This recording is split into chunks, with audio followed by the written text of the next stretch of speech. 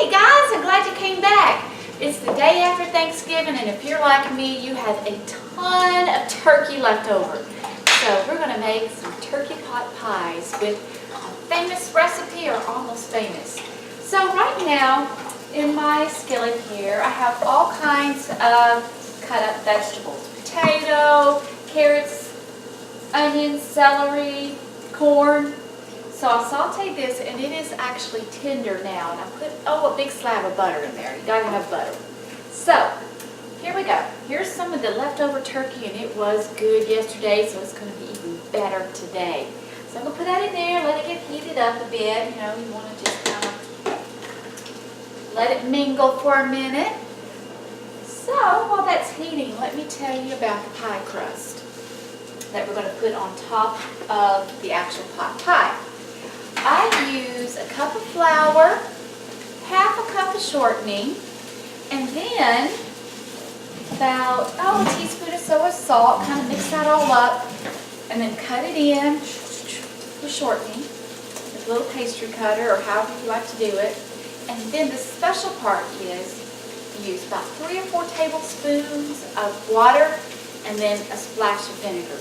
That vinegar will make the pie crust just as flaky as you can imagine. So I'll show you too once we finish. Okay, looks like this turkey is nice and heated up. It's mingled with the vegetables for a while. It is ready to get it cooking. So what I'm going to do, I have some turkey broth that I saved from yesterday. Oh, it's so tasty, salty, good. So I'm going to pour that in. Ooh, can you hear that? Oh, ooh, look at all those good giblets. Not giblets, but I don't know. Chunks of goodness. How about that? So we'll let that come to a boil. And once it comes to a boil, I'm going to put what's called a slurry. Sounds funny, doesn't it? Like something you drink.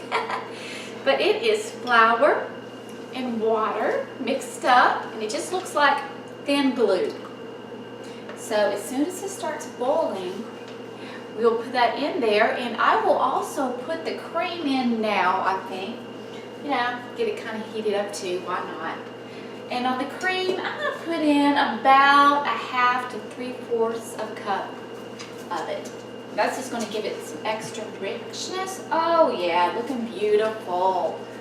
And salt and pepper, gotta have it. Better to have it just a little too seasoned than not enough is what I say. I don't know, other people say something different, but not me. Okay, so, okay, I just cracked myself. Oh. Okay. Oh, I should eat the wine. Okay, well. Okay, good stuff. Get on there. Okay. That's oh, wow. Okay, so now back to business.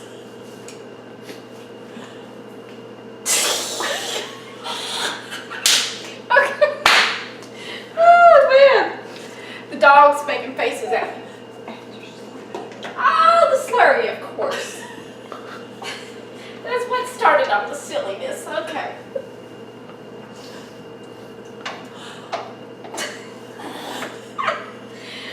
Okay, so now it should start boiling in a moment. So let's see here. Okay, well, let me tell you about Thanksgiving while that is coming to a boil.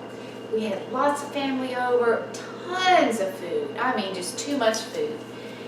And I'm thinking, wow, I never thought I would want to see any more leftovers from yesterday, but wow, I'm ready for this. So it's starting to get a little bubbly. We'll let it get to a full boil so it'll get thick enough to hold itself together. Here we go. So while that's going, I'm going to go ahead and get my first dish. Here, this is oven proof. When you do this, make sure your dish is oven proof.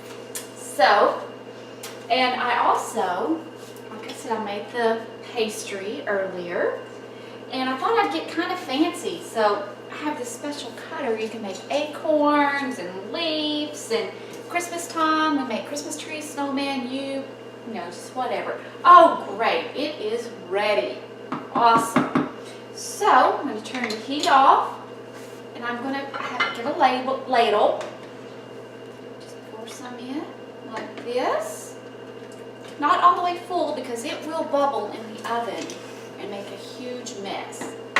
And then I'll just lay on the pastry I pre-cut. And like I said, I wanted to get kind of fancy, so I have an acorn and a leaf. So we'll pop it on there just like that, and I'll check back with you in just a bit.